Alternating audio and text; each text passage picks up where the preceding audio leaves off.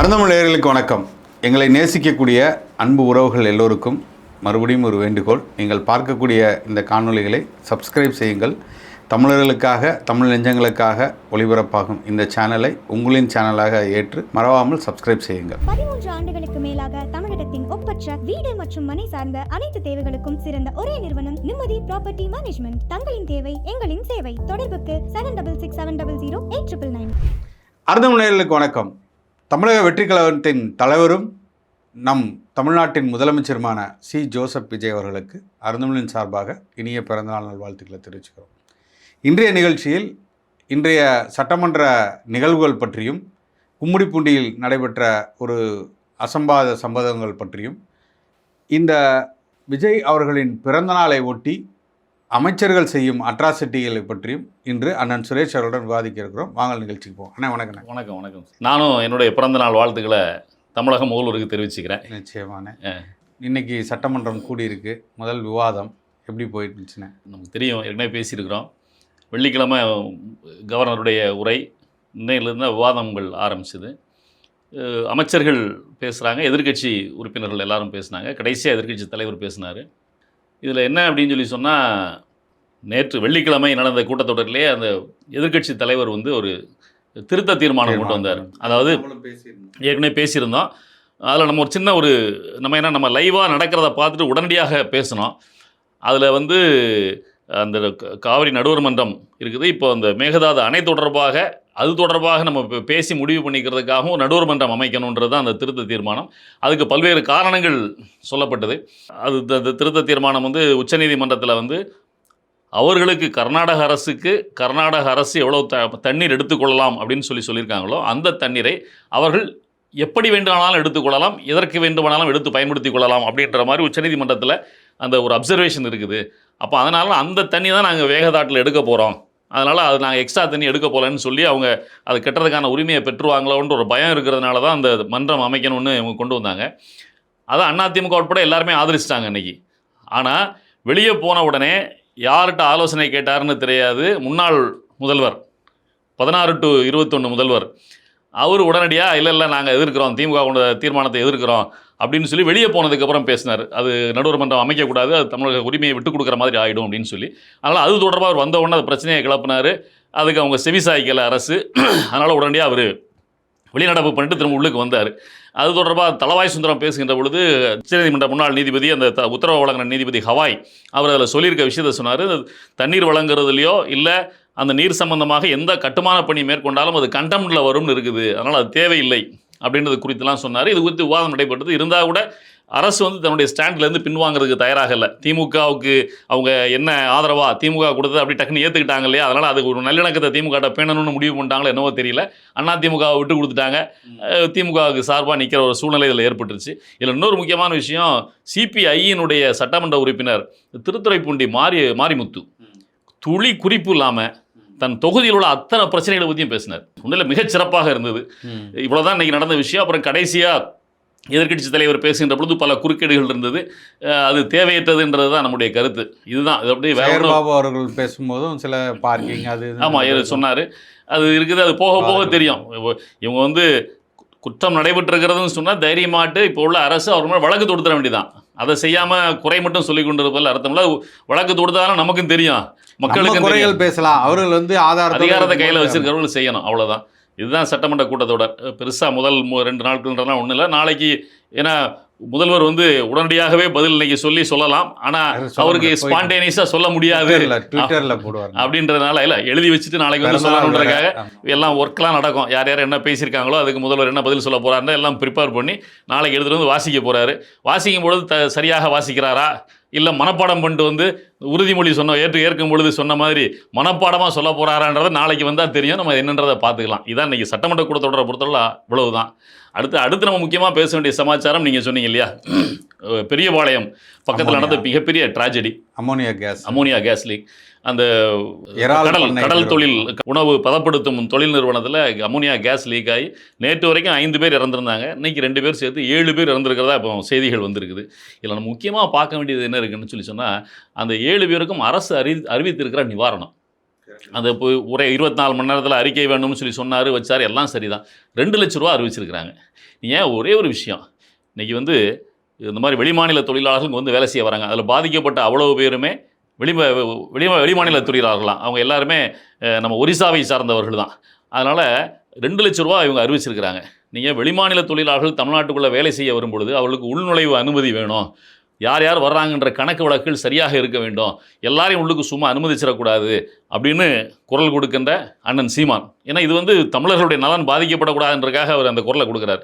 கும்மிடிப்பூண்டியில் 3 வயது குழந்தை ஒரு இதே வடமாநில தொழிலாளி ஒருவரால் பாலியல் வன்புணர்வுக்கு உள்ளாக்கப்பட்டு கொல்லப்பட்டது. ஆனால் இறந்து போன அந்த குழந்தையும் வெளிமாநில தொழிலாளி தான் வச்சுக்கோங்க, தொழிலாளருடைய குழந்தை தான். இருந்தாலும் கூட அதில் வந்து மிக கடுமையான நடவடிக்கை எடுக்கணும்.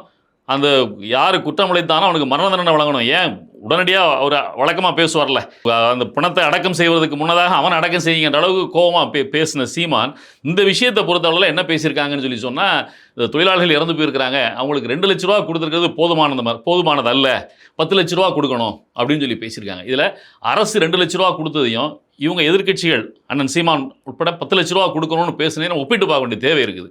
நீங்கள் கொஞ்சம் யோசித்து பாருங்கள். நீங்கள் இதில் கரூரில் வந்து ஒரு ட்ராஜடி நடந்தது, 42 பேர் இறந்து போனாங்க.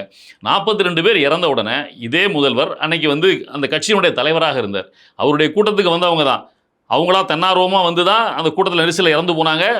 ஐயா விஜய், இன்னைக்கு முதல்வர் விஜயனுடைய வெர்ஷன் படி இல்லையா, அவர் சொன்னது தானே, எங்கள் மேலே எந்த தவறும் கிடையாது, நாங்கள் சரியாக தான் போனோம், கூட்ட நெரிசல் கூட்டமாக இருந்தது, இறந்து போயிட்டாங்க, உள்ளுக்கு அடிப்பட்டு இது நெரிசலில் சிக்கி இறந்து போயிட்டாங்க அப்படின்றது. ஆனால் அதுக்கே உடனடியாக அந்த கட்சி 20 லட்ச ரூபா அறிவிச்சது.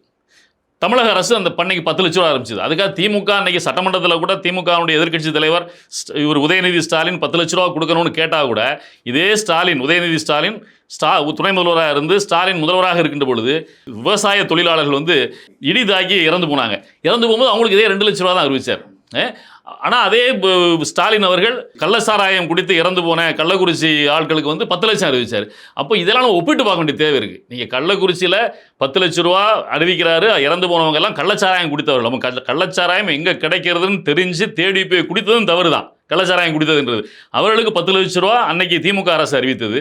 அதே மாதிரி இங்கே கரூரில் வந்து இவங்களுக்கு 20 லட்ச ரூபா அறிவித்தது தாவேகா கட்சி. ஆனால் இன்னைக்கு வந்து தொழிலாளிகள் நியாயமாக தமிழ்நாட்டுக்காக வேலை செய்ய வந்தவர்கள், வெளி மாநில தொழிலாளர்களாகவே இருக்கட்டும், புலம்பெயர்ந்த தொழிலாளிகளாகவே இருக்கட்டும், நம்முடைய வேலை செய்யறதுக்கான அவங்க வந்திருக்கிறாங்க. வந்த இடத்துல அமோனியா தாக்கி இறந்து போகிறாங்க. நீங்கள் ஒரு ஒர்க்மன் காம்பன்சேஷன் ஆக்ட் படி நீதிமன்றத்தில் வழக்கு தொடுத்து பணம் வாங்குறதுக்கு காலதாமதமாகும், அதுக்கு நீதிமன்ற செலவுகள், வழக்கறிஞருக்கு கட்டணங்கள்லாம் செலுத்த வேண்டியிருக்கும். ஆனால் அரசு கொடுக்க வேண்டிய உதவின்றது இருக்குல்ல, அதை வந்து 2 லட்ச ரூபான்றது எப்படி நியாயம்? யோசித்து பாருங்கள். அப்போ அங்கே 10 லட்ச ரூபா, அங்கே 20 லட்ச ரூபா கொடுத்த வேண்டிய நோக்கம் என்ன? நீங்கள் கள்ளக்குறிச்சியில் 10 லட்ச ரூபா கொடுத்தாங்கன்னு சொல்லி சொன்னால் காரணம் வந்து அரசுக்கு எதிராக இறந்து போன குடும்பத்தை சார்ந்தவர்கள் எதுவும் பேசிடக்கூடாது. ஏன்னா கள்ளச்சாராயம் இங்கே கிடைக்குது, இது போலீஸுக்கு தெரிஞ்சு தான் நடந்துகிட்டு இருக்குது அப்படின்னு சொல்லி அவங்க பேசுனாங்கன்னா அது அரசுக்கு தர்ம சங்கடத்தை ஏற்படுத்திடும். அப்போ அவங்களுடைய வாயை அடைக்கணுன்றக்காக அன்றைக்கி அங்கே அவங்களுக்கு 10 லட்ச ரூபா அரசு அறிவிச்சு கொண்டு கொடுத்துருச்சு, இம்மீடியட்டாக கொண்டு கொடுத்தது. அதே மாதிரி விஜய் அவர்கள் இங்கே 20 லட்ச ரூபா ஏன் அறிவிச்சார்? கூட்டத்தில் ஈடுபட்டு அந்த கூட்ட நெரிசலில் சிக்கி இறந்து போனவங்க யாரும் விஜய்க்கு எதிராக பேசிவிடக்கூடாது. ஏன்னா கண்டிப்பாக ஒரு வழக்கு தொடுக்கப்படும், 42 பேர் இறந்துருக்காங்கன்னு சொல்லி சொன்னால் அவங்க நீதிமன்றத்திலேயோ இல்லை விசாரணை கமிஷன்லையோ இல்லை விஜய் இவ்வளவு தாமதமாக வந்தார், அங்கே சரியான ஏற்பாடுகள் பண்ணலை, குடிநீர் ஏற்பாடுகள் பண்ணலை, இதனால தான் நாங்கள் இறந்து போனோம், அங்கே உள்ளுக்கு இப்போ இது பாலியல் சீண்டல்கள்லாம் நடைபெற்றது, இதையெல்லாம் வெளியே பேசிட்டாங்கன்னா சிக்கல் உருவாயிடும் கட்சிக்கு. அப்போ இதை மறைக்கணும், தங்களுக்கு எதிராக பேசிடக்கூடாது அப்படின்றதுக்காக அங்கே 20 லட்ச ரூபா, அங்கே திமுக அரசு 10 லட்ச ரூபா, இங்கே இறந்து போகிறது பாவப்பட்ட தொழிலாளர்கள், அவங்களுக்கு 2 லட்ச ரூபா. இது எந்த விதத்தில் நியாயம்? அப்போது திமுக அண்ணா திமுக என்ன செஞ்சுக்கிட்டு இருந்ததோ அதையே தான் இன்னைக்கு தாவேகா அரசும் வந்து பண்ணுது. அப்படிதான் நம்ம பார்க்க வேண்டியிருக்குது. இது எவ்வளோ கொடுமையான சமாச்சாரம். அதனால் நம்ம அருந்தமிழ் மூலமாக நான் திரும்பவும் கோரிக்கை வைக்கிறோம். அண்ணன் சீமான் அவர்கள் வைத்த கோரிக்கையை நாமளும் வைக்கிறோம். தயவு செய்து அவன் வெளிமாநில தொழிலாளர்களாக புலம்பெயர்ந்த தொழிலாளர்களாக கூட இருந்துட்டு போட்டோம், 10 லட்ச ரூபா கொடுங்க, செத்து போயிட்டாங்க, அங்கேருந்து அவ்வளோ தூரம் நம்ம அந்த பாடி அங்கேருந்து எடுத்துகிட்டு போகிறதுக்கான செலவை நாங்கள் ஏற்றுக்கிறோம், அரேஞ்ச் பண்ணி அனுப்பிச்சு வைக்கிறோம்னு அரசு சொல்லுது. ஆமாம், இந்த பொழைப்பை நம்பி தான் இருந்தாங்க, தொழில் நம்பி தான் இருந்தாங்க. ரொம்ப கொடுமை இல்லையா அது? தயவு செய்து அது செய்ய வேண்டும் அப்படின்றது நம்ம வச்சிருக்கிற நம்ம அறந்தமிழ் மூலமாக நம்ம கோரிக்கை வைக்கிறோம். அடுத்து முக்கியமான சமாச்சாரம், நீங்கள் வந்து பிறந்தநாள் குறித்து நீங்கள் கேட்டீங்க, அமைச்சர்களுடைய அட்ராசிட்டிஸ் நல்ல ஒரு வார்த்தையை பயன்படுத்தினீங்க. உண்மையிலேயே அங்கங்கே நேற்று இரவுலாம் திமுக அண்ணா திமுக என்ன செய்தார்களோ அதே டிட்டோ, ரொம்ப அதே டிட்டோ, பாட்டை போட்டு அங்கே மேடையை போட்டு பரிசு பொருட்கள் கொடுக்கறது என்ன, அரிசிகள் கொடுக்கறது என்ன, டோக்கன் கொடுத்து பெண்களை உட்கார வச்சு கொண்டு போகிறது என்ன, புலம்பி தள்ளிட்டு போனாங்க நேற்றெல்லாம் ஆளுங்க. அதாவது 6 மணிக்கு கூட்ட ஆரம்பிக்குன்னு சொல்லியிருக்காங்க. 5 மணி வெயிலே வந்து உட்காந்துருக்காங்க. 10 மணி வரை உட்கார்ந்தாதான் அந்த டோக்கனுக்கான அரிசி கொடுப்பேன்னு சொல்லி அந்த அம்மா எல்லாம் அவ்வளவு பேரும் பேசுற வரைக்கும் இந்த கூட்டம் உட்கார்ந்து பொருட்களை கொடுத்து விடக்கூடாது. ஏதான் திமுக பண்ணுச்சு. இதைதான் நீங்க அந்த அம்மாலாம் ஒரு முட்டை அரிசி, அந்த அரிசிக்காக என்னை இவ்வளவு குறைச்சிட்டாங்கப்பான்னு வாங்கிட்டு தான் போகுது 10 மணிக்கு. ஏழை ஜனங்கள் அவங்க என்ன பண்ணுவாங்க? இதுல ரொம்ப முக்கியமான ஒன்று பார்க்க வேண்டியிருக்குது.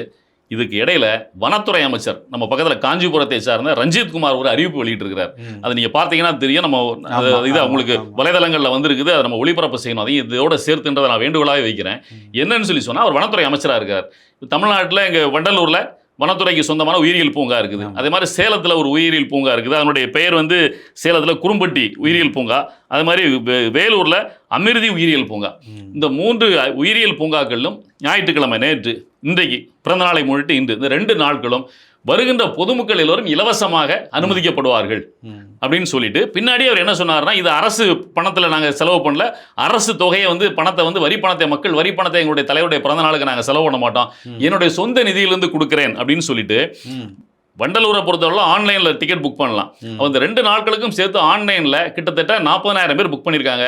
அவர் 80 லட்ச ரூபா என்னுடைய பணத்தை நான் கொடுத்துருக்கேன், என்னுடைய குடும்ப ட்ரஸ்ட் மூலமாக அந்த பணத்தை நான் கொடுத்துட்டேன் வனத்துறைக்கு அப்படின்னு சொல்லிட்டு சேலம் அப்புறம் வேலூர் இங்கே உள்ள உயிரியல் பூங்காக்களுக்கு வருகிறவர்கள் ஆன்லைன் கிடையாது. அங்கே எவ்வளோ பேர் வந்தாலும் சரி, அது எவ்வளோ ரூபாய் செலவானாலும் சரி, அதை நான் கொடுத்து விடுவேன். 1 பைசா கூட அரசாங்க பணம் கிடையாது. இதில் வண்டலூரில் வந்து அறிஞர் அண்ணா உயிரியல் பூங்கா அங்கே வந்துட்டு 1707 உயிரினங்கள் பராமரிக்கப்படுது. ஆசிய கண்டத்திலேயே அதுதான் பெரிய உயிரியல் பூங்கா. ஸோ அங்கே வந்து 21, 22 தேதிகளில் வந்து கட்டணம் இல்லாமல் உள்ள அந்த கண்டுகளிக்கலாம். அவருடைய பிறந்த நாளை வந்துட்டு நாங்கள் எப்படி போயிட்டு மக்கள் வரி பணத்தில் நாங்கள் செய்வோம், அதெல்லாம் நாங்கள் தப்பு பண்ண மாட்டோம். எங்களுடைய சொந்த நிதியிலிருந்து, எங்கள் குடும்ப அறக்கட்டளை நிதியிலிருந்து சுமார் 80 லட்சம் கிட்ட வந்து வண்டலூரில் மட்டுமே புக் ஆகிருக்கு அந்த 21, 22க்கு. அது மட்டும் இல்லாமல் வேலூரில் வந்து அமிர்தி உயிரியல் பூங்கா அது வந்து நாளைக்கு, அது வந்து ஸ்பாட்டு போகும்போது என்ட்ரி டிக்கெட், அதனால அது முன்னாடி நமக்கு தெரியல. வண்டலூர் ஜூ வந்து ஆன்லைன் புக்கிங்கிறதுனால நமக்கு இப்போ ஸ்டேட்டஸ் தெரிஞ்சிடுச்சு. 21 ஃபுல் ஆயிடுச்சு, 22 ஃபுல் ஆயிடுச்சு அப்படின்னு சொல்லி அறிவிப்பு வெளியிட்டு இருக்கிறார். நீங்க இதில் ஒன்று பார்க்க வேண்டி இருக்குது. இவர் வனத்துறை அமைச்சர். வனத்துறையில் இந்த மாதிரி உயிரியல் பூங்கா இருக்குது, அங்கே வரவங்களுக்கு இலவசம்னு அறிவிச்சிட்டாரு. ரைட், இவர் பணம் வச்சிருக்கிறாரு, அறிவிச்சிட்டாரு. இவருடைய பின்னணியை பார்க்க வேண்டி இருக்குது. இவர் நேற்று வரைக்கும் அதிமுக களமாடி கொண்டிருந்தவர். நீங்கள் அதிமுகவினுடைய ஓபிஎஸ்னுடைய கேண்டிடேட்டாக காஞ்சிபுரம் தொகுதியில் பக்கத்தில் உள்ள தொகுதியிலலாம் போட்டிட்டு இருக்காரு, கவுன்சிலராக இருந்திருக்கிறார். அதுலேருந்து வந்திருக்கிறார். சரி, சென்ற பிறந்தநாள் கொண்டாடினார்ல விஜய், அந்த சென்ற பிறந்த நாளைக்கு இவர் என்ன செஞ்சாரு? இன்னைக்கு அப்போ வந்து அமைச்சர் பதவி கொடுத்துருக்கு லஞ்சமாக கொடுக்குறாரா விஜயனுடைய பிறந்த நாளைக்கு? நம்ம அப்படித்தானே பார்க்க வேண்டிய தேவை. இதுதானே தொடக்கம். இப்போ ஒரு பணம் வச்சிருக்கிறாரு, இவர் செலவு பண்றாருன்னு வச்சுக்கோங்க. சரி, ரைட்டு, வனத்துறை அமைச்சர் செஞ்சுட்டாரு. இது ஒரு முன்னுதாரணமாக எடுத்துட்டு மற்ற அமைச்சர்லாம் செய்ய ஆரம்பிச்சாங்கன்னா, போக்குவரத்து துறை அமைச்சர் 2 நாளும் அரசு பேருந்துகள் எல்லாருக்கும் ஃப்ரீ ஆனால் அதை கொடுக்குறேன் அப்படின்னா இது எதுக்கு வழிவகுக்கும்? யோசித்து பாருங்க. நீங்க அங்க 10 லட்ச ரூபா அரசு கொடுக்க சொன்னா வெறும் 2 லட்ச ரூபாய் கொடுக்குறீங்க. இங்கே ஒரு பிறந்த நாள்னு சொல்லிட்டு யாருடைய பணம் எங்க இருந்து வருது? ஆனா இதுல முக்கியமான ஒரு வேண்டுகோள் வைக்கிறோம். இந்த வனத்துறை அமைச்சர் ரஞ்சித் குமார் அவர்கள் எவ்வளவு ரூபாய் பணம் கொடுக்கிறார், அது எந்த அக்கௌண்ட்ல இருந்து அரசுடைய எந்த அக்கௌண்ட்டுக்கு வந்திருக்குது அப்படின்றத வெளிப்படையாக அரசு சட்டமன்றத்திலே நாளைக்கு அறிவிக்கணும், இல்லை பத்திரிகைகளில் வெளியிடணும். ஏன்னா தெரிஞ்சுக்கணும் இவர் யார்கிட்ட பணம் வந்திருக்கு, எப்படி வந்திருக்குன்னு சொல்லி. இவருடைய பின்புலம் என்னன்னு சொல்லி நம்ம தெரிஞ்சுக்கணும்ல.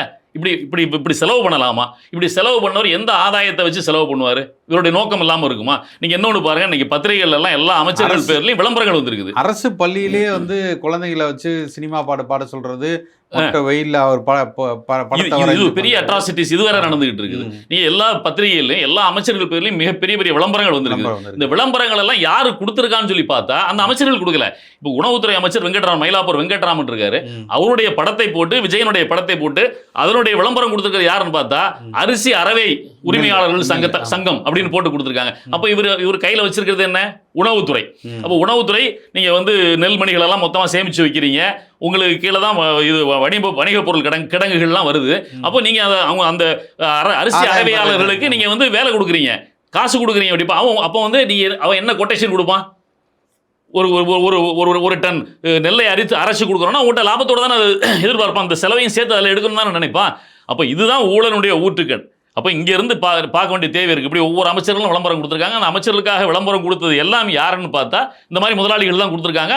எந்த துறையை எந்த அமைச்சர் வச்சிருக்காரோ அந்த அமைச்சருக்கு அந்த துறையின் கீழ் உள்ள கான்ட்ராக்டர்ஸ் அந்த துறையோட தொடர்புடையோடு தான் கொடுக்குறான், அடுத்தவங்க கொடுக்கல.